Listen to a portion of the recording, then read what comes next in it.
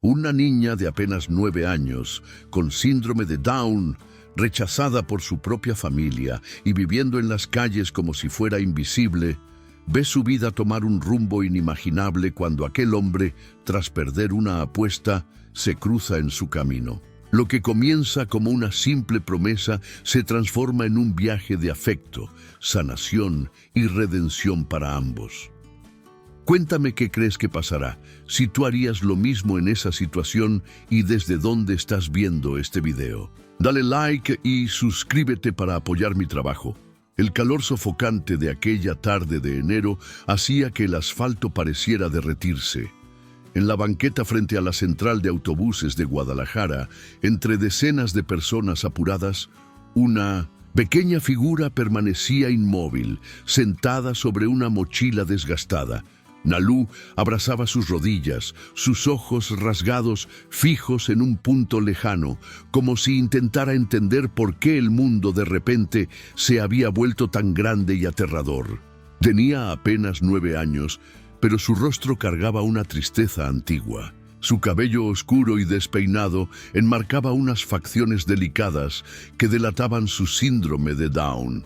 A su lado, un papel arrugado decía solo 3 palabras que pesaban como plomo: no podemos más. La gente pasaba junto a ella como si no existiera. Algunos desviaban la mirada, otros fingían no verla. Una señora incluso jaló a su hija cuando la niña señaló a Nalú. El día se arrastró y con él llegó el hambre. Nalú tenía solo un pedazo de bolillo duro en la mochila que comió despacio, migaja por migaja, como si quisiera que durara para siempre. Cuando llegó la noche, también llegó el miedo. El movimiento en la central disminuyó, las luces se atenuaron y los sonidos cambiaron. Nalú se acurrucó bajo una marquesina, cubriéndose con una cobija rota que había encontrado en la mochila. Lloró en silencio hasta quedarse dormida, soñando con el calor de un abrazo que ya no existía. Los días pasaron y Nalú aprendió a sobrevivir en las calles.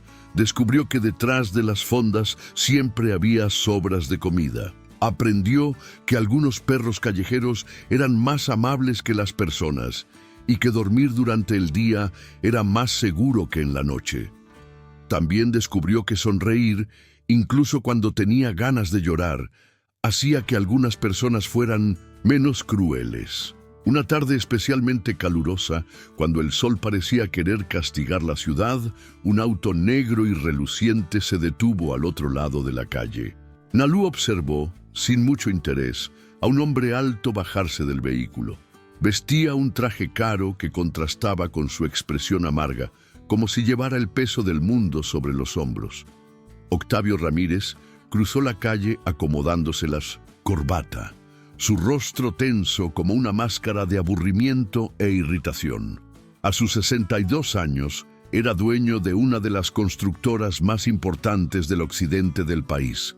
Pero en los últimos meses, desde la muerte de su esposa, Marina, el trabajo había perdido todo sentido.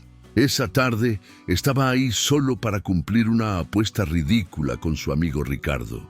Debía ayudar a alguien que no tuviera absolutamente nada. Sus ojos recorrieron la banqueta sin interés hasta que se toparon con Nalú. Por un instante, algo se apretó en su pecho.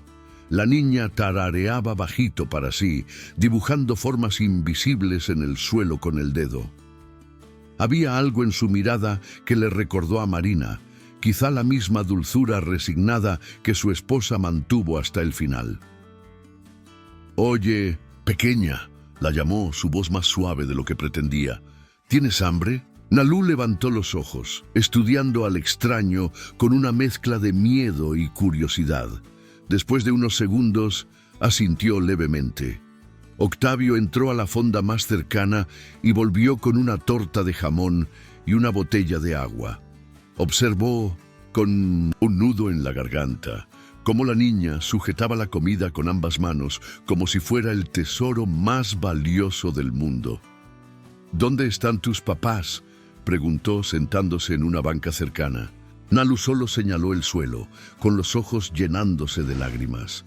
Octavio sintió algo romperse dentro. Tomó el papel arrugado junto a la mochila y leyó las 3 palabras crueles. Una rabia muda comenzó a crecerle en el pecho, no contra los padres, sino contra un mundo que permitía que una niña fuera abandonada así. ¿Y cómo te llamas?, intentó de nuevo. Nalú, respondió ella, su voz pequeña pero clara. Bueno, Nalú, dijo él, poniéndose de pie y extendiendo la mano. ¿Qué te parece si damos un paseo? La niña dudó. Años sobreviviendo.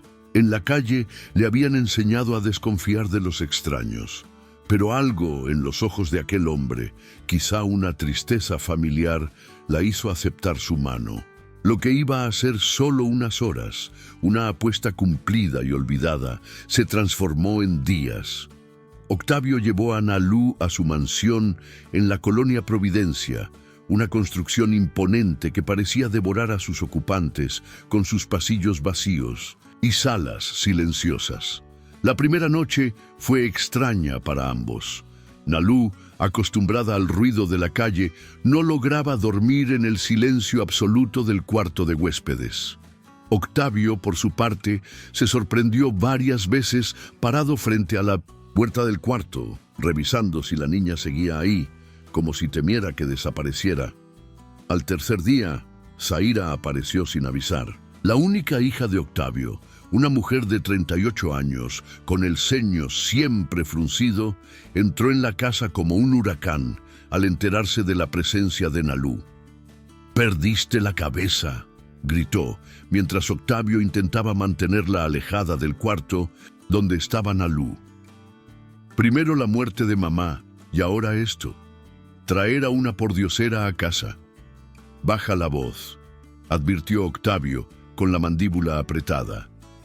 Es solo una niña con síndrome de Down, escupió Zaira. ¿Ya pensaste en los gastos, en la responsabilidad, en los problemas que eso puede traer? Nalú, escondida tras la puerta, escuchó cada palabra. Su pequeño corazón, que ya conocía tantas formas de rechazo, pareció encogerse un poco más con cada grito de Zaira. Silenciosamente comenzó a guardar sus pocas pertenencias en su vieja mochila. Quizá era mejor volver a la calle, donde, por lo menos, el rechazo venía de desconocidos. Pero antes de que pudiera salir, sintió una mano grande y cálida sostener la suya. Octavio estaba ahí, con los ojos brillando con una determinación que no mostraba desde hacía meses. «No vas a ningún lado, pequeña», dijo con firmeza pero con dulzura. «Esta es tu casa ahora». Esa noche, mientras Nalú finalmente dormía, agotada por el estrés del día, Octavio se quedó despierto en su despacho. Sobre su escritorio, una foto de Marina le sonreía. «¿Qué harías tú, mi amor?», susurró a la imagen. «¿Cómo? ¿Arreglo esto? No me importa cuánto cueste», decía ella, su voz resonando por el pasillo. «Quiero los papeles del internamiento listos para mañana. Él no está en condiciones de decidir nada, queda claro. El informe médico lo va a confirmar». Celina, que pasaba con una charola de té, se detuvo a escuchar. Su corazón latía tan fuerte que temía que alguien pudiera oírlo. «Y el enfermero», continuó Zaira. «Asegúrate de que entienda. Después de que todo esté resuelto, recibirá lo acordado y desaparecerá. No quiero que quede ningún rastro».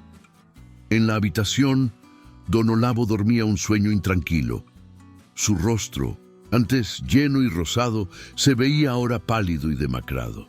Unas ojeras profundas marcaban sus ojos y su respiración era superficial. En la mesita de noche, una fila de medicamentos organizados con precisión esperaba la próxima dosis.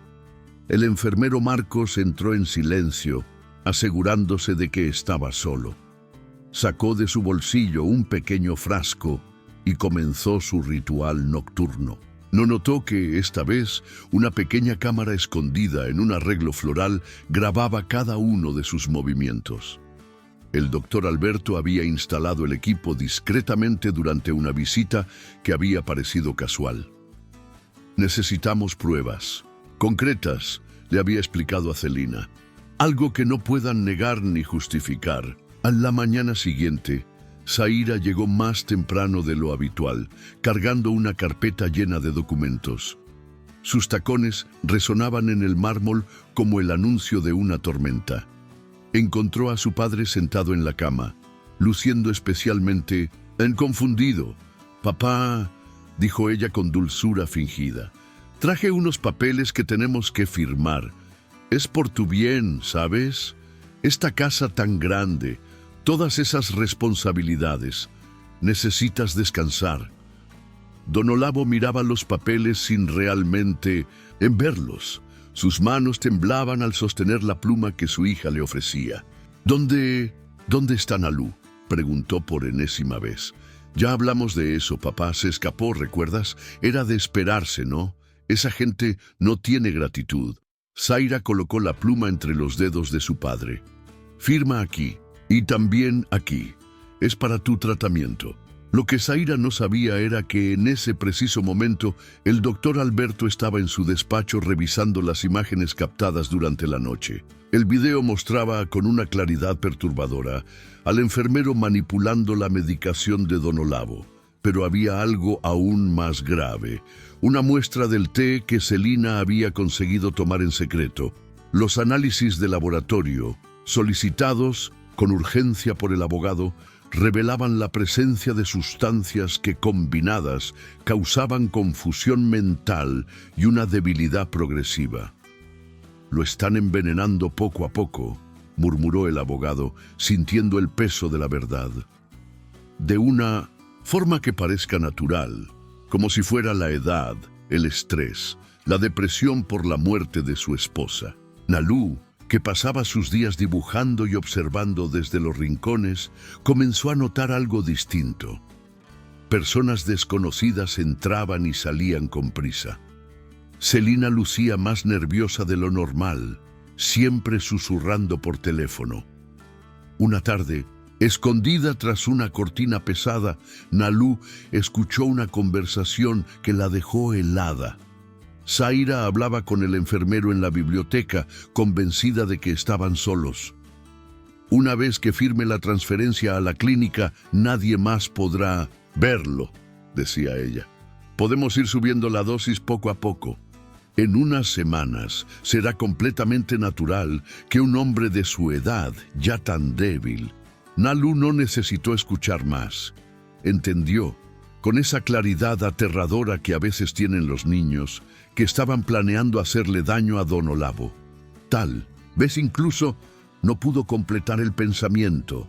Lágrimas silenciosas rodaban por su rostro mientras corría hacia el cuarto trasero. Tenía que hacer algo. ¿Pero qué? ¿Quién le creería a una niña con síndrome de Down enfrentando a una mujer tan poderosa como Zaira?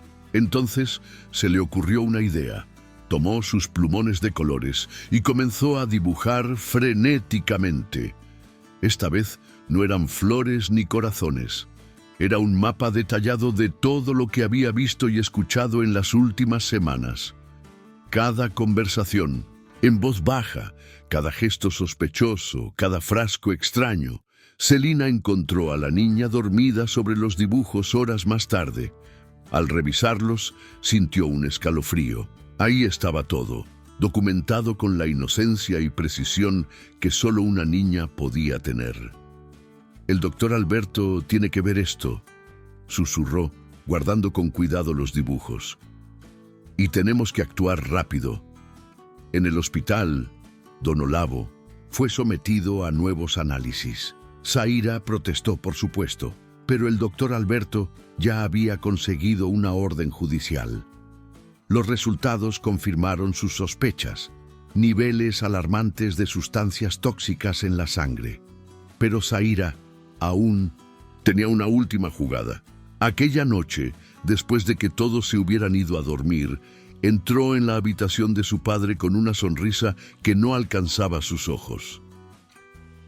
«Es hora de tu medicina, papá», dijo, levantando un vaso con un líquido turbio. Lo que no esperaba era encontrar a Nalú de pie en la puerta, sus grandes ojos llenos de una valentía que nadie hubiera imaginado en una niña tan pequeña. El tiempo pareció detenerse. Zaira la miró con una mezcla de sorpresa y furia, el vaso aún suspendido en su mano temblorosa. Nalú no se movió, firme en el umbral como una pequeña centinela. «¿Qué haces aquí?», susurró Zaira, recuperándose del susto. «Tú deberías haberte ido hace tiempo». Nalú dio un paso al frente, sus manitas cerradas en puños. «No voy a dejar que lo lastimes», dijo con una voz más firme que nunca. «Sé lo que haces con las medicinas». Una risa seca escapó de los labios de Zaira. «¿Y quién te va a creer? ¿Una mongola que él recogió de la calle? Mírate, ni siquiera hablas bien». Las palabras crueles golpearon a Nalú como bofetadas, pero no retrocedió. Sus ojos buscaron los de Don Olavo, quien observaba la escena con una lucidez que no había mostrado en semanas. Era como si la presencia de la niña lo hubiera despertado de una pesadilla. «¿Nalú?», susurró. «¿No te habías ido?» «Nunca me fui», respondió ella, lágrimas silenciosas corriendo por su carita redonda. «Zaira me encerró, luego te mintió». Don Olavo intentó incorporarse, pero su cuerpo aún estaba débil.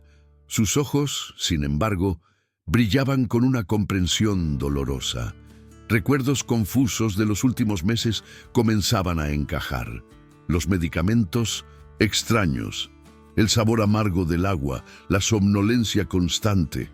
«Zaira», murmuró, «¿qué hiciste?». «Lo que tenía que hacer», explotó ella, dejando caer la máscara de preocupación. «Estabas tirando todo por la borda. Nuestra fortuna, nuestro nombre, todo por culpa de esta aberración que metiste en casa». El sonido de pasos en el pasillo hizo que Zaira se volviera bruscamente. Celina estaba ahí, con su celular en alto como si fuera un arma. «Todo está grabado», dijo la trabajadora, su voz temblorosa pero decidida. Cada palabra. Antes de que Zaira pudiera reaccionar, más personas entraron en la habitación. El doctor Alberto estaba ahí, acompañado por 2 policías y un médico. El vaso en su mano fue cuidadosamente recogido como evidencia. «Señorita Ramírez», dijo uno de los agentes, «tiene que acompañarnos». «Ustedes no entienden», gritaba mientras la escoltaban. «Estaba protegiendo a mi familia. Él estaba destruyéndolo todo por esta retrasada». Nalú corrió hacia la cama, sus manitas buscando las de Don Olavo. El hombre la abrazó con fuerza, como si temiera perderla de nuevo. «Perdóname», le susurró al cabello. «Perdóname por no haberte protegido». Sofía asintió, secándose las lágrimas. «Lo sé, vi cómo todo está organizado, cómo pensaste en cada detalle. Es más de lo que yo podría ofrecer ahora, empezando desde cero». Entonces hizo algo inesperado. Sacó un sobre de su bolso y se lo entregó a Olavo. Dentro había un documento oficial, ya firmado por ella. «Es una autorización para custodia compartida», explicó con voz suave. «No quiero quitarle a mi hija el lugar donde es feliz y está segura. Quiero volver a formar parte de su vida, pero sin romper la estabilidad que ha encontrado». Olavo sostenía los papeles con las manos temblorosas, sin poder creer lo que leía. «¿Quieres compartir la custodia? Si tú estás de acuerdo», respondió Sofía. «Puedo venir los fines de semana en vacaciones. Puedo ser parte de su vida sin destruir lo que tú construiste. Nalú merece todo el amor que pueda recibir». En ese momento, como si la hubieran llamado, Nalú apareció en la puerta del jardín.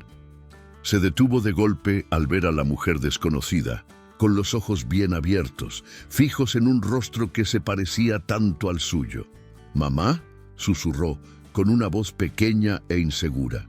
Sofía se levantó lentamente, sus piernas temblorosas. «Hola, mi amor», dijo con ternura. Has crecido tanto. Nalú no se movió. Miró a Olavo buscando seguridad.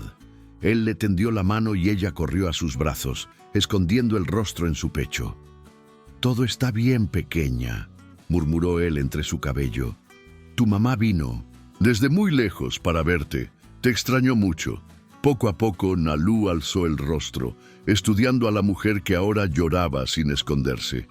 Había algo familiar en ella, algo más allá del parecido físico. Quizá el mismo tipo de dolor en los ojos, la misma necesidad de amor que Nalú traía cuando Olavo la encontró. «Te fuiste», dijo Nalú simplemente sin reproche, solo como una verdad.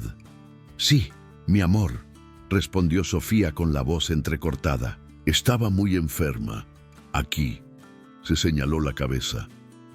«Necesité ayuda para ponerme bien otra vez, pero nunca dejé de amarte». El silencio que siguió fue denso de posibilidades. Nalú miró a Olavo, luego a Sofía, después al jardín donde pasaba sus mañanas. Finalmente, con esa sabiduría que solo algunos niños poseen, preguntó: «¿Puedo tener dos?» «¿Dos qué, cariño?», preguntó Sofía. «Dos amores», respondió Nalú. «Abuelo Olavo y tú». Las lágrimas ya corrían libremente por el rostro de todos. Celina, que observaba discretamente desde la puerta, también lloraba, con una sonrisa comprensiva en los labios. «Sí, mi amor», respondió Olavo con la voz ronca de emoción. «Puedes tener todo el amor del mundo, pero mientras esa pequeña familia recién ampliada se conocía en el jardín bañado por el sol, nadie notó el auto oscuro estacionado al otro lado de la calle. Dentro, alguien observaba la escena con una mirada que mezclaba odio y determinación. Zaira podía estar presa, pero sus aliados seguían libres y tenían planes. Ese otoño llegó silenciosamente, pintando los árboles del jardín con tonos dorados y rojizos. Habían pasado 3 meses desde el reencuentro de Nalú con su madre y una nueva rutina comenzaba a tomar forma en la casa de los Ramírez. Sofía había rentado una casita a unas pocas cuadras y pasaba las tardes con su hija después de que regresaba del colegio especial. Olavo observaba con una mezcla de alegría y precaución cómo Nalú florecía con el amor de las dos familias que ahora tenía. La niña seguía viviendo con él, pero los fines de semana eran para Sofía. Era una paz frágil, construida día tras día, momento tras momento, pero una tarde aparentemente común, Celina notó algo extraño. Un coche oscuro pasaba repetidamente por la calle, siempre reduciendo la velocidad frente a la casa. Sus años, trabajando ahí, habían agudizado su instinto para el peligro. «Algo no anda bien», le dijo al licenciado Alberto durante una de sus visitas. «Y no es solo el coche. Esta semana recibí 2 llamadas raras, alguien preguntando por los horarios de Nalú en la escuela». El abogado frunció el ceño. Su experiencia le decía que aquello no era casualidad. Una investigación discreta reveló que Ricardo Torres, el viejo amigo de Olavo, que había propuesto la apuesta inicial, visitaba a Zaira regularmente en la prisión. «Todavía tiene conexiones fuertes», explicó Alberto en una reunión de emergencia. «Y Ricardo siempre fue más que un amigo. Administraba parte de sus negocios, tenía intereses directos en la fortuna de los Ramírez». Esa noche, mientras Nalú dormía en su habitación decorada con estrellas en el techo, Olavo, Sofía y Alberto se reunieron para discutir la situación. Entonces Celina entró corriendo al despacho, pálida de miedo. «La secretaria de la escuela me acaba de llamar», dijo jadeando. «Alguien intentó recoger a Nalú hoy, diciendo que era un chofer nuevo contratado por usted». Todos se quedaron helados. Por suerte, la escuela tenía instrucciones estrictas sobre quién podía recoger a Nalú, y el plan falló. Pero estaba claro que era solo el principio. «Quieren herirte a través de ella», dijo Sofía con la voz temblorosa. «Igual que lo intentó Zaira, Pero esta vez, Olavo estaba preparado. Años de experiencia empresarial le habían enseñado a siempre tener un plan B. En secreto, había transferido una parte significativa de su patrimonio a un fideicomiso administrado por gestores independientes. «No se trata solo del dinero», dijo pasándose la mano por el cabello canoso. «Es venganza. Zaira nunca aceptó perder el control, y Ricardo siempre la respaldó en todo. Fue Sofía quien tuvo la idea que cambiaría todo. Mientras todos hablaban de medidas de seguridad y procedimientos legales, ella permanecía en silencio, revolviendo algo en su mente. «La clínica donde estuve internada», dijo por fin, «no era solo un lugar de tratamiento. También era un centro de documentación sobre casos de manipulación y fraude familiar. Muchos pacientes estaban ahí porque sus propios parientes los desestabilizaron para quedarse con sus bienes». El licenciado Alberto se inclinó hacia adelante, súbitamente interesado. Continúa. «Durante mi recuperación ayudé a organizar esos archivos. Había un patrón, casos conectados, y el nombre de Ricardo Torres aparecía en varios, siempre como asesor financiero de las familias afectadas». Las horas siguientes fueron de revelaciones impactantes. Sofía había guardado copias de documentos importantes, anticipando que algún día serían necesarios. Allí estaba meticulosamente registrado un esquema que llevaba años operando. Personas mayores o vulnerables siendo manipuladas, fortunas desviadas, vidas destruidas. «Esto es mucho más grande de lo que imaginábamos», murmuró Alberto, al revisar los papeles. Zaira y Ricardo no solo eran cómplices en los crímenes contra Olavo, eran parte de una red más amplia. Mientras los adultos conversaban, Nalú se despertó con sed. Bajó en silencio, pero se detuvo al escuchar las voces tensas en el despacho. Aunque no comprendía del todo, supo que algo estaba mal. Regresó a su habitación e hizo lo que se había vuelto su refugio. Comenzó a dibujar. Pero esta vez no. Eran flores, ni corazones. Era el coche oscuro que también había notado. Era el hombre extraño que vio hablando con el guardia de la escuela. Eran todos esos pequeños detalles que sus ojos atentos habían captado en las últimas semanas. A la mañana siguiente, cuando Celina encontró los dibujos, el corazón casi se le detuvo. Allí estaba todo. Placas de autos, rostros, horarios. La memoria fotográfica de Nalú, común en algunos niños con síndrome de Down, había registrado pruebas clave. Alberto actuó con rapidez. Con los documentos de Sofía y las observaciones de Nalú, consiguió una orden judicial para investigar las actividades de Ricardo. En cuestión de días, toda la red comenzó a colapsar. Ricardo fue arrestado cuando intentaba salir del país. En los ordenadores de su oficina encontraron pruebas que involucraban no solo a él y a Zaira, sino a toda una red de profesionales que se aprovechaban de familias vulnerables. Cuando todo se calmó, algo inesperado sucedió. Las familias que habían sido víctimas se unieron. Se creó un fondo para ayudar a otros en situaciones similares, y Sofía fue invitada a coordinar un programa de apoyo. Olavo observaba todo con una mezcla de orgullo y gratitud. Su pequeña Nalú, esa niña que el mundo consideraba limitada, había demostrado ser más perspicaz y valiente que muchos adultos. Sofía, a quien muchos veían como una mujer frágil por su pasado, emergía como una líder fuerte y compasiva. Una tarde especialmente hermosa, mientras compartían un almuerzo familiar en el jardín, Nalú trajo uno de sus dibujos. Era diferente a todos. Mostraba dos casas unidas por un camino colorido, con muchas personas sonriendo. «Es nuestra familia», explicó ella con sencillez. «Diferente, pero juntos». Olavo la tomó en brazos, con el corazón rebosante de amor. Sofía se sentó a su lado, los ojos brillando de lágrimas de felicidad. Celina sirvió limonada para todos, su sonrisa maternal iluminando su rostro lleno de historia. «¿Sabes, pequeña?», dijo Olavo con ternura. «Cuando te encontré en aquella terminal de autobuses, pensé que estaba ayudando a alguien que no tenía nada. Pero la verdad es que tú tenías algo que muchos habíamos perdido.